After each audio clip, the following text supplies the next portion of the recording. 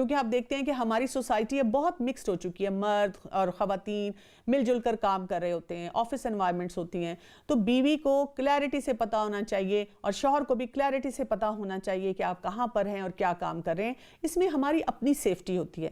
اور اسی طرح سے فیوچر آنیسٹی، یعنی اپنی جو پلاننگز ہوتی ہیں اپنے ساتھی سے چھپانی نہیں چاہیے کہ ان کو بتایا تو وہ پھر یہ کر دیں گے اور ایسے ہو جائے گا.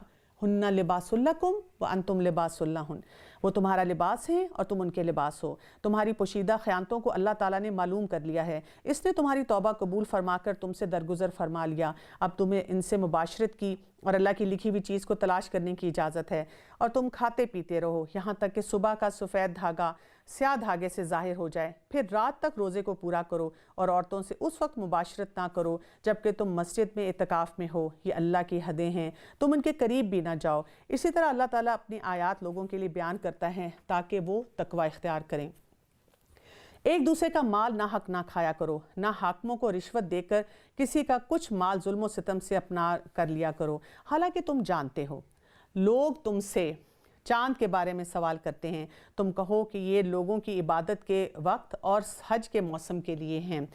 احرام کی حالت میں گھروں کے پیچھے سے تمہارا آنا کچھ نیکی نہیں، بلکہ نیکی تو یہ ہے جو متقی ہو، اور گھروں میں دروازے سے آیا کرو اور اللہ تعالیٰ سے ڈرتے رہا کرو تاکہ تم کامیاب ہو جاؤ. یہ کیا معاملہ تھا؟ لوگ جب حج کے لیے نکلتے تھے، اگر ان کو نکلنے کے بعد کوئی چیز یاد آ گئی، اوہ یہ لینا تھا، تو وہ سمجھتے تھے کہ بیڈ اومن ہے کہ اب ہم واپس دروازے سے جائیں، اور وہ پیچھے سے کھڑکی سے یا اور راستے سے جا کر گھر سے وہ چیز سامان لے کر آتے تھے.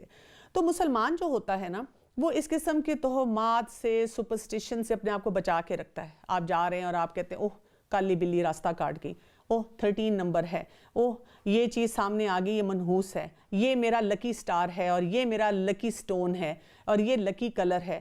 تو ایسی کوئی حقیقت نہیں ہے چیزوں کی، کیونکہ یہ پھر انسان کی زندگی میں ایسی مشکلات پیدا کرتے ہیں، رکاوٹیں پیدا کرتی ہیں جو کہ اللہ تعالیٰ نے اس سے منع کیا ہے ہمیں.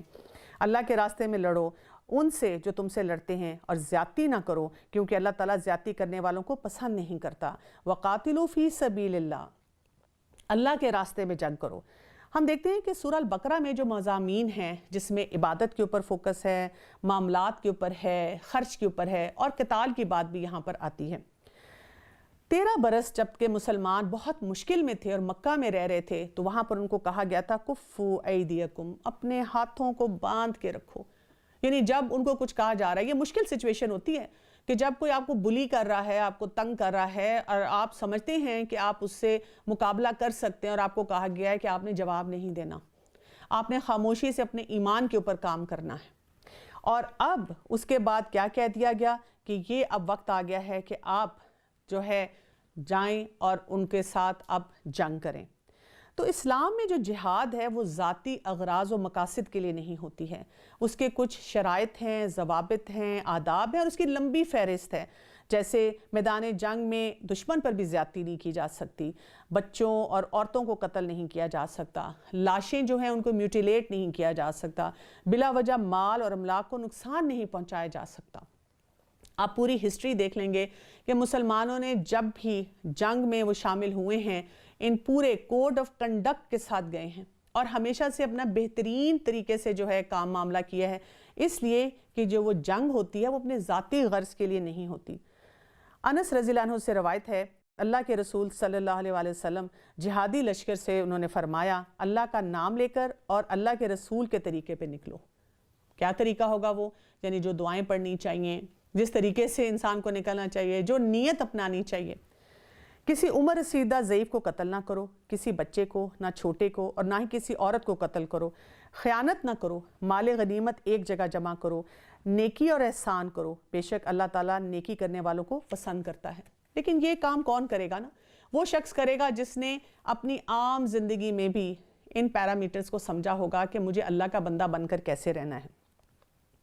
اس کے ساتھ ہم دیکھتے ہیں کہ آیت نمبر 191 میں مزید اس کے بارے میں آ رہا ہے، وَاقْتُلُوهُمْ حَيْثُ ثَقِفْتُمُوهُمْ وَأَخْرِجُوهُمْ مِنْ حَيْثُ أَخْرَجُوكُمْ وَالْفِتْنَةُ أَشَدُّ مِنَ الْقَتْلِ. یہ والی آیت جو ہے نا، یہ اکثر آپ دیکھیں گے کہ جو لوگ مسلمانوں کو یہ پروف کرنے کی کوشش کرتے ہیں کہ آپ ٹیررسٹ ہیں، یہ اکثر یہ آؤٹ آف کانٹیکسٹ اٹھا کے کہتے ہیں آپ قرآن کھولیں اور قرآن میں لکھا ہوا ہے کہ جہاں جہاں کوئی ملے اس کو ماریں اور ان کو قتل کر دیں، تو مسلمان تو ٹیررسٹ ہیں. देखिए, हम आउट ऑफ कॉन्टेक्स्ट कोई बात नहीं करते। 13 साल मक्का में रहते हुए किसी पे हाथ नहीं उठाया गया। हिजरत हुई और उसके बाद मदीना में इस्लामिक रियासत बनी, और उसके बाद भी जब आप सीरत का मुताला करते हैं तो हम देखते हैं कि कैसे कैसे लोगों के साथ मजालिम फिर भी जारी थे।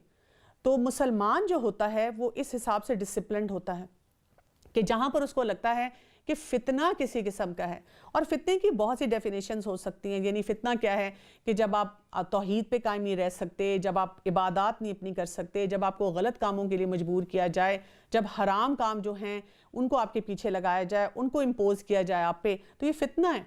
तो मुसलमान ये नहीं है कि फितना होता देखे और खामोशी से बैठा रहे, क्योंकि उसके लिपट में फिर सारे लोग आना शुरू हो जाते हैं। इसीलिए यहाँ पे कहा गया है कि जब तुम देखो किसी को गलत काम करते हुए तो अब तुम जिहाद के लिए खड़े हो जाओ। सुनो, फितना कत्ल से भी ज़्यादा सख्त है, और मस्जिद हराम के पास इनसे लड़ाई ना करो जब तक कि ये खुद तुमसे वहाँ ना लड़ें। हाँ, अगर ये तुमसे लड़ें तो तुम भी उन्हें मारो, और काफरों का बदला तो यही है। अगर ये बाज आ जाएं तो अल्लाह ताला भी बख्शने वाला है। इनसे लड़ो जब तक कि फितना ना मिट जाए और अल्लाह का दीन गालिब ना आ जाए। अगर ये रुक जाएं तो तुम भी रुक जाओ। ज़्यादती तो सिर्फ जालिमों पर ही होगी। किस कदर खूबसूरत अंदाज में एक डिग्निफाइड तरीके से बताया गया है कि ये जंग करने के जो हैं क्या असूल होंगे। मूसा अल-अशरी रज़ियल्लाहु अन्हु से रवायत है कि रसूलुल्लाह सल्लल्लाहु अलैहि वसल्लम से पूछा गया कि एक आदमी अपनी बहादुरी जताने के लिए लड़ता है, एक शख्स हमियत और गैरत कौमी से लड़ता है, एक शख्स रियाकारी और दिखावे के तौर पर लड़ता है, तो फरमाइए कि इनमें से कौन शख्स अल्लाह ताला की राह में जिहाद करने वाला है। आप सल्लल्लाहु अलैहि वसल्लम ने फरमाया, अल्लाह ताला की राह में जिहाद करने वाला वही है जो इसलिए लड़े कि अल्लाह ताला की बात बुलंद हो और उसके दीन का बोलबाला हो। तो यहाँ पर हमें एक इम्पॉर्टेंस पता चलती है, एक जो फ़ौजी हमारा निकलता है जिहाद के लिए जाता है, कि वो किस सोच के साथ जो है अपने मुल्क के दिफा के लिए जा रहा है। हुर्मत वाले महीने हुर्मत वाले महीनों के बदले हैं, और हुर्मतें अदल बदल की हैं। जो तुम पर ज़्यादती करे तुम भी उस पर इसके मिसल ज़्यादती करो जो तुम पर की गई है। अल्लाह ताला से डरते रहा करो और जान रखो कि अल्लाह ताला परहेज़गारों के साथ है। हम देखते हैं कि अरब सोसाइटी में ना हुर्मत के 4 महीने थे, मुहर्रम, रजब, ज़िलक़ादा और ज़िलहज्जा।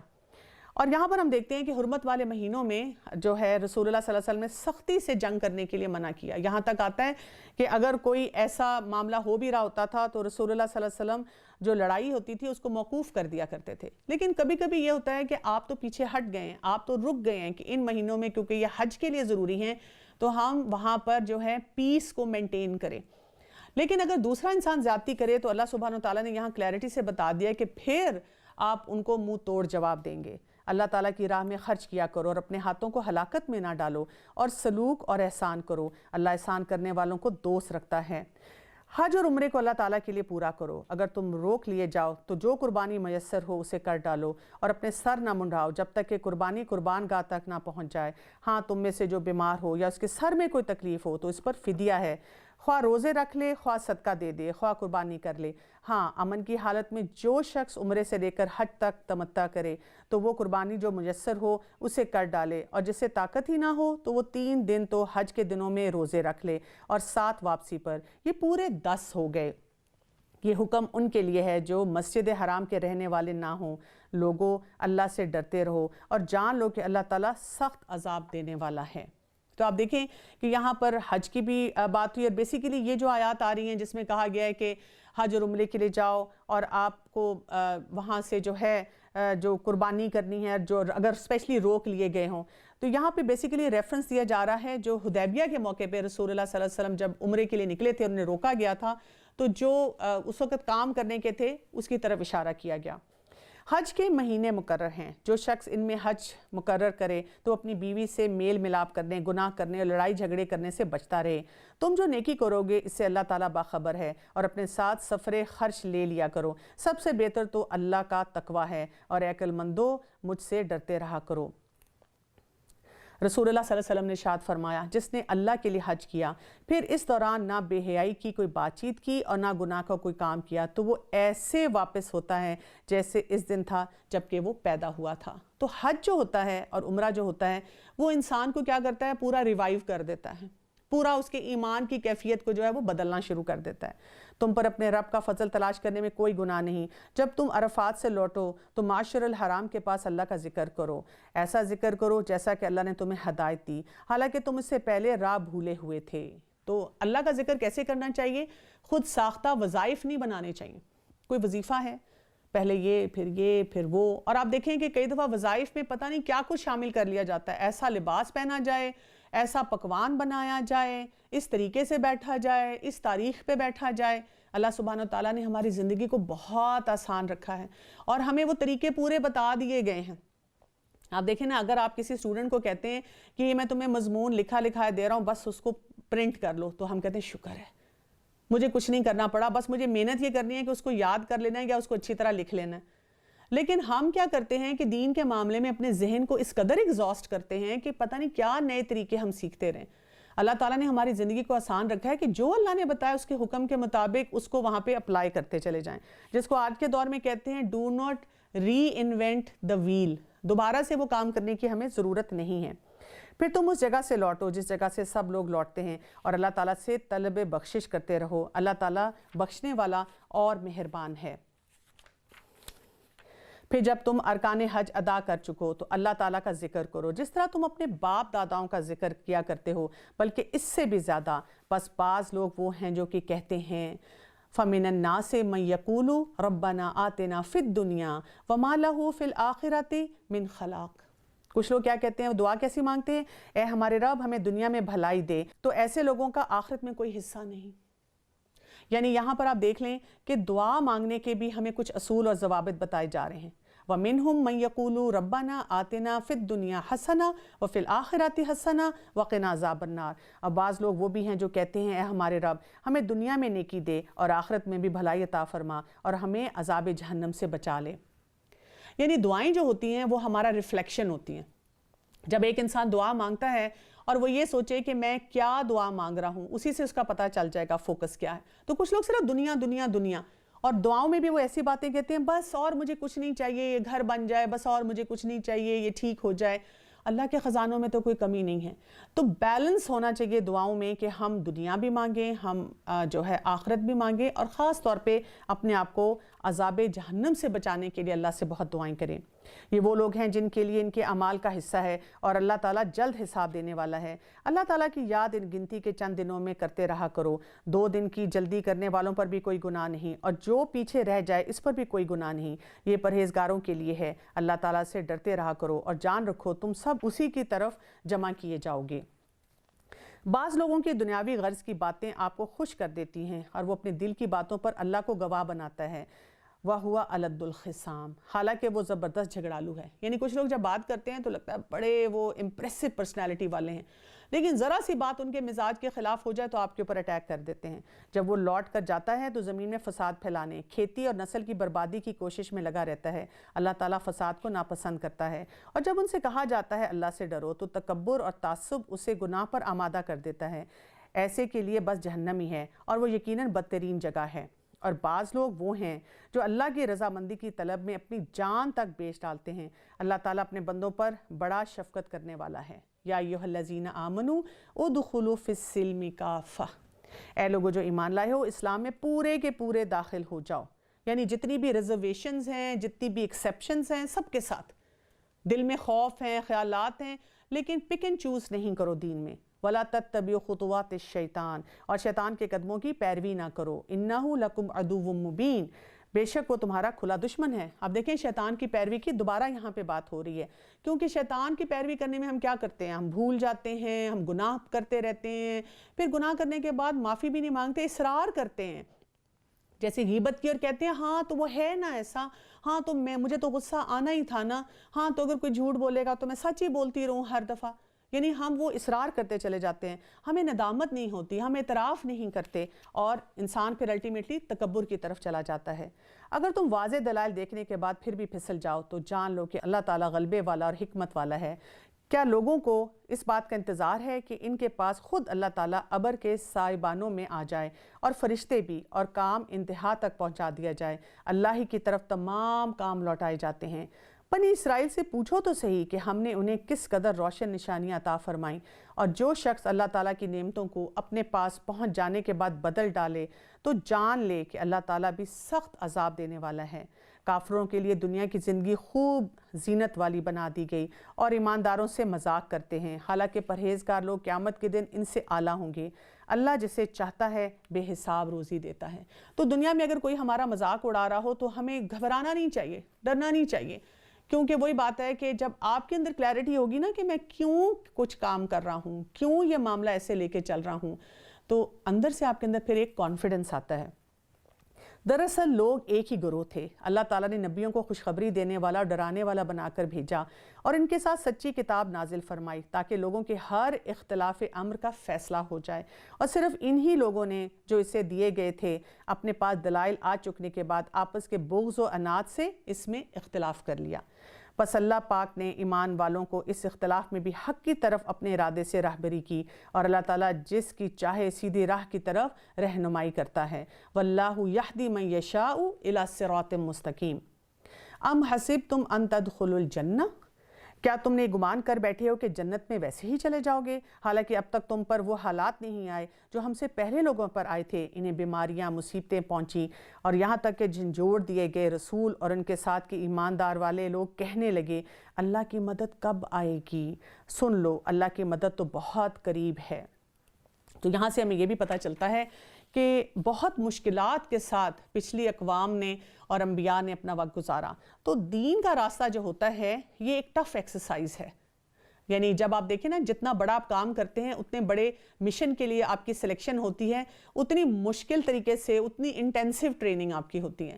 تو جب ہمیں ایک امت کا رول دے دیا گیا، لیڈرشپ رول دے دیا گیا، تو وہاں پر پھر ہماری ٹریننگ بھی جو ہے وہ بڑی سخت قسم کی ہے۔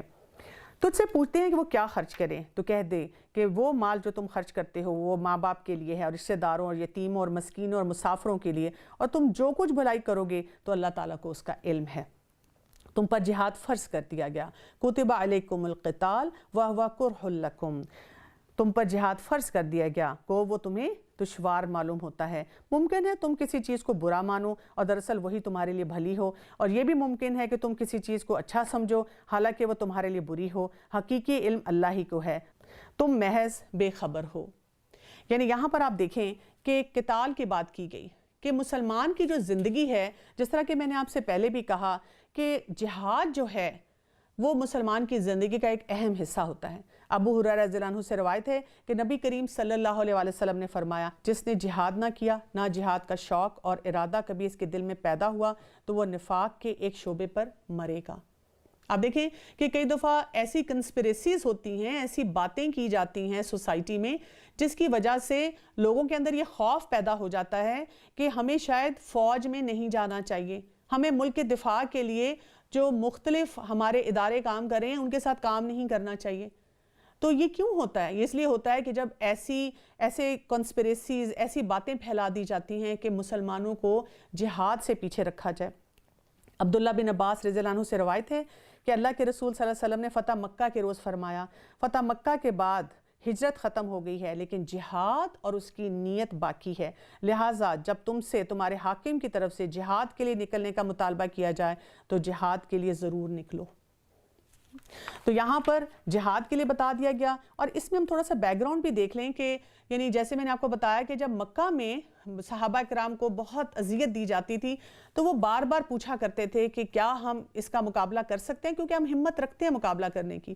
جب انسان نیا نیا ایمان لاتا ہے نا تو پرجوش ہوتا ہے، اور وہ جوش کے ساتھ کام کرنا چاہتا ہے، اس وقت ہوش نہیں ہوتا۔ جیسے اگر آپ دیکھیں کہ ایک جو نیا انسان کوئی بھی چیز سیکھتا ہے، ٹریننگ لیتا ہے، تو وہ کہتا ہے کہ بس مجھے آج ہی موقع ملے اور میں جا کر ملک کے دفاع کے لیے لڑوں۔ لیکن جو ایک سینئر افسر ہوتا ہے وہ کسی اسٹریٹجی کے ذریعے کام کرتا ہے، وہ اپنے کمانڈ کے اندر جو نیچے لوگ ہوتے ہیں ان کو بڑے حکمت کے طریقے سے بتاتا ہے کہ کب ہم نے کوئی موو کرنی ہے اور کب ہم نے خاموش ہو جانا ہے۔ تو یہاں پہ اللہ سبحانہ وتعالیٰ یہی بتا رہے ہیں کہ ہو سکتا ہے کہ تمہیں کوئی چیز بری لگ رہی ہو لیکن اس میں خیر ہو، اور جب حکم آ جاتا ہے کچھ کرنے کا اور ہو سکتا ہے کہ تمہیں لاجک نہ سمجھ آ رہا ہو، تمہارا دل نہ چاہ رہا ہو یا تم نہ کرنا چاہتے ہو، لیکن اس میں جو ہے یا تم کرنا چاہ رہے ہو تو اس میں سے کوئی شر ہو، یعنی ہماری فیلنگز کچھ بھی ہو سکتی ہیں، لیکن جب ہمیں ہائر کمانڈ سے پتہ چل جاتا ہے، ایک حاکم وقت ہمیں بتا دیتا ہے کہ اس وقت یہ کام کرنا چاہیے، جیسے جب اللہ تعالیٰ کا حکم آیا اس کے مطابق انہوں نے کیا تو اسی میں سے خیر نکلی. تو ہم بھی یہ سوچیں کہ جب ہمیں کوئی کمانڈ دیا جاتا ہے کہ اس وقت یہ معاملہ کرنا ہے تو ہمیں اسی کو فالو کرنا چاہیے. لوگ تجھ سے حرمت والے مہینوں کی لڑائی کے بارے میں سوال کرتے ہیں تو کہہ دو ان میں لڑائی کرنا بڑا گناہ ہے، لیکن اللہ کے راستے سے روکنا، اس کے ساتھ کفر کرنا اور مسجد حرام سے روکنا، وہاں کے رہنے والوں کے ہاتھ سے نکالنا، یہ اللہ کے نزدیک اس سے بھی بڑا ہے اور فتنہ قتل سے بڑا گناہ ہے. یہ لوگ تم سے لڑائی بھڑائی کرتے ہی رہیں گے یہاں تک کہ اگر ان سے ہو سکے تو تمہیں تمہارے دین سے مرتد کر دیں، اور تم میں سے جو لوگ اپنے دین سے پلٹ جائیں اور اسی کفر کی حالت میں مریں تو ان کے اعمال اور آخری جو ہیں دنیا اور آخرت میں سب غارت ہو جائیں گے. یہ لوگ جہنمی ہوں گے اور ہمیشہ ہمیشہ جہنم میں ہی رہنے والے ہوں گے.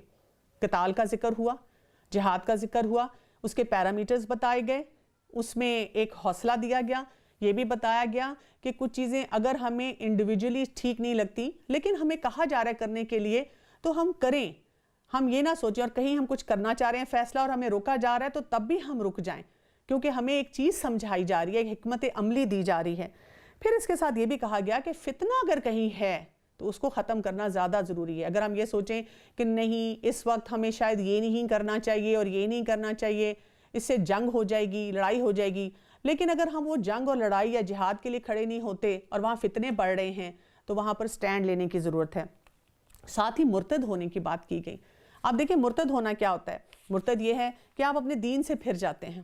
آج کے دور میں ہم دیکھتے ہیں کہ ایک بہت بڑا چیلنج بنتا چلا جا رہا ہے. بہت سے ہمارے مسلمان بچے جو ہیں، یوتھ جو ہے جس کو دین کی صحیح سمجھ نہیں ہے، وہ اپنے آپ کو بہت آسانی سے کہتا ہے کہ ایکچولی آئی ایم ایتھیسٹ اور آئی ایم اگنوسٹک. تو اس کی تھوڑی سی حقیقت پہ میں بات کرنا چاہوں گی کہ والدین کو کیا پتہ ہونا چاہیے کہ بچہ جب بھی ایسی بات کچھ کرتا ہے تو ہم اسے کس طرح سے بات کریں.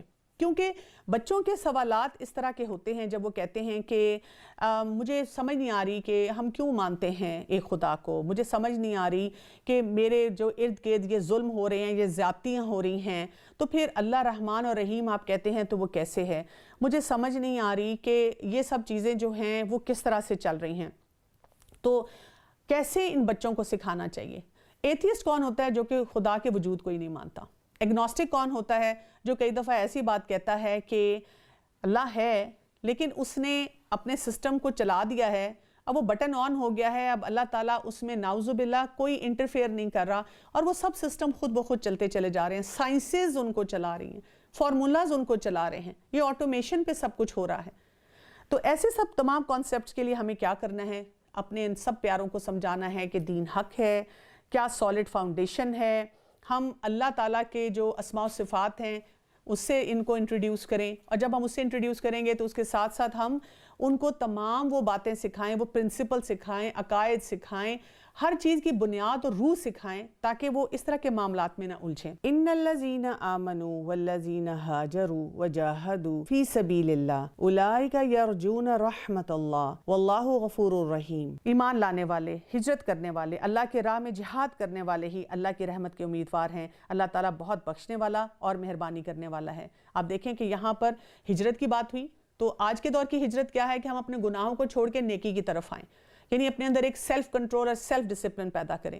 جو انسان اپنی پرسنالٹی کو گروم کرتا ہے اللہ کی خاطر، جو اپنی غلط عادات کو چھوڑتا ہے، تو اس کے ساتھ کیا ہوتا ہے؟ وہ کورٹ مارشل نہیں کیا جاتا، وہ جہاد کی طرف جاتا ہے، اس کی ترقی ہوتی چلی جاتی ہے، وہ بہترین سے بہترین طور پہ اپنی ڈیوٹیز کو ادا کرتا چلا جاتا ہے، وہی جاہدو فی سبیل اللہ کی طرف جاتا ہے. اور ایسے لوگ ہی اللہ کی امید کی طرف جو ہے وہ دیکھ سکتے ہیں کہ اللہ تعالیٰ ہمیں بخشے گا اور ہمارے لیے آسانیاں پیدا کرے گا. تو یہ ہجرت و جہاد ایک عام انسان کی زندگی میں بھی ہے. ایک خاتون گھر میں جو ہیں انہوں نے بھی اپنے غلط کاموں کو چھوڑنا ہے اور سٹرگل کرتے چلے جانا ہے. ایک بچے کی زندگی میں بھی ہے، ایک فوجی کی زندگی میں بھی ہے، ایک انسان جو کسی بھی دفتر میں کام کر رہا ہے، ایک مزدوری کر رہا ہے. سب کی زندگی میں یہ مراحل ہوتے ہیں کہ ہم نے ہجرت کرنی ہے، کسی نہ کسی غلط چیز کو چھوڑنا ہے، اور ساتھ ساتھ ہم نے ذاتی زندگی میں بھی جہاد کرنا ہے اور ہر جگہ پہ اللہ کے نام کو بلند کرنا ہے. लोग तुझसे शराब और जुए का मसला पूछते हैं तो कह दीजिए इन दोनों में बहुत बड़ा गुनाह है। वो लोगों को उससे दुनिया का फ़ायदा होता है लेकिन उनका गुनाह उनके नफ़े से बहुत ज़्यादा है। और तुझसे ये भी दरियाफ्त करते हैं क्या कुछ खर्च करें तो कह दीजिए हाजत से ज़ायद चीज़। अल्लाह ताला इसी तरह अपने अहकामात साफ साफ तुम्हारे लिए बयान फरमाता है ताकि तुम सोच समझ सको। यानी यहाँ पर अब हम देखते हैं कि खम्र और मैसर की बात हुई है। ये हुक्म है जिसमें हमें बता दिया गया है कि जब उनसे पूछा गया कि वो शराब पीना और जुआ खेलना कैसा, यानी ईजी मनी जो है, तो अल्लाह ताला ने कहा इसमें इस्मुन कबीर, बहुत बड़ा गुनाह है। हाँ कुछ फ़ायदे हैं, और फिर कहा इस्मुहुमा अकबर, गुनाह इसका बहुत बड़ा है। तो जो इंसान ये समझ जाए, अक्सर लोग ये करते हैं ये मुनाफे वाली बात को ना, फ़ायदे वाली बात को हाईलाइट कर करके कहते हैं थोड़ी सी ब्रांडी पी ली तो क्या हुआ, थोड़ा सा चर्स ले लिया या हैश ले लिया, या इसी तरह हमने आजकल क्या कुछ निकला हुआ है, आइस निकली हुई है, और इस किस्म की जितनी चीज़ें ले रही तो क्या फ़र्क पड़ता है, थोड़ा सा रिलैक्स करने के लिए कर लिया, मुझे फ़ायदा हो रहा है इससे। लेकिन बताया गया कि इसका गुनाह जो है वो बहुत बड़ा है। और ये मसला कब होता है, जब इंसान का खर्च जो है वो बैलेंस में नहीं होता। इसीलिए साथ ही खर्च की बात की गई कि क्या कहा गया कि जो ज़्यादा चीज़ है उसको दे दिया जाए, आगे कर दिया जाए। दीन और दुनिया के उमूर को और तुझसे यतीमों के बारे में भी सवाल करते हैं तो कह दीजिए इनकी खैर ख्वाही बेहतर है। तुम अगर इनका माल अपने माल में मिला भी लो तो वो तुम्हारे भाई हैं। बदनीयत और नेक नीयत हर एक को अल्लाह खूब जानता है। अगर अल्लाह चाहता तो तुम्हें मुशक्क़त में डाल देता। यकीनन अल्लाह ताला गलबे वाला और हिकमत वाला है। शिरक करने वाली औरतों से जब तक कि वो ईमान ना ले आएँ तुम निकाह ना करो, और ईमानदार लौंडी भी शिरक करने वाली आज़ाद औरत से ही बेहतर है। गो तुम्हें मुशरिका ही अच्छी लगती हो, और ना शिरक करने वाले मर्द के निकाह में अपनी औरतों को जो जब तक कि वो ईमान ना ले आएँ। ईमानदार ग़ुलाम आज़ाद मुशरिक से बेहतर है। गो मुशरिक तुम्हें अच्छा लगे। ये लोग तो तुम्हें जहन्नम की तरफ बुलाते हैं, अल्लाह ताला जन्नत की तरफ और अपनी बख्शिश की तरफ अपने हुक्म से बुला रहा है। वो अपनी आयात लोगों के लिए फरमा रहा है ताकि तुम नसीहत हासिल करो। तुमसे हैज़ के बारे में सवाल होता है, कह दो वो गंदगी है और हालत हैज़ में तुम औरतों से अलग रहो जब तक कि वो पाक ना हो जाएं, और उनके करीब ना जाओ। हाँ जब वो पाक हो जाएं तो उनके पास जाओ जहाँ से अल्लाह ने तुम्हें इजाज़त दी है। इन्नल्लाह युहिब्बुत तव्वाबीन व युहिब्बुल मुतताहिरीन। अल्लाह ताला तौबा करने वाले और पाक रहने वालों को पसंद करता है। तुम्हारी बीवियाँ तुम्हारी खेतियाँ हैं, अपनी खेतियों में जिस तरह चाहो आओ और अपने लिए आगे भेजो, और अल्लाह से डरते रहो। जान रखो तुम इनसे मिलने वाले हो, और ईमानदारों को खुशखबरी दे दो। ख़वातीन को इस बात पे बहुत गुस्सा चढ़ता है कि हमें खेती क्यों कहा गया है। लेकिन अगर हम एक लैंड लॉर्ड से पूछें कि एक खेती की, एक फसल की, एक लैंड की उसके सामने क्या कीमत है, और उस लैंड को फर्टाइल रखने के लिए वो कितनी मेहनत करता है, तो एक औरत की यहाँ पे अहमियत बताई गई है। और ये भी बताया गया है कि उसको बांझ करने की कोशिशें नहीं करनी चाहिए। अल्लाह ताला को अपनी किस्मतों का निशाना ना बनाओ कि भलाई और परहेजगारी और लोगों के दरमियान की असलाह को छोड़ बैठो, और अल्लाह ताला सुनने वाला और जानने वाला है। अल्लाह ताला तुम्हें तुम्हारी इन कस्मों पर ना पकड़ेगा जो पुख्ता ना हो। हाँ इसकी पकड़ इस चीज़ पर है जो तुम्हारे दिलों का फेल है, और अल्लाह ताला बख्शने वाला और बुर्दबार है। जो लोग अपनी बीवियों से ताल्लुक़ ना रखने की कस्में खाएं तो उनके लिए 4 महीने की मुद्दत है। बस अगर वो लौट आएँ तो अल्लाह ताला भी बख्शने वाला मेहरबान है।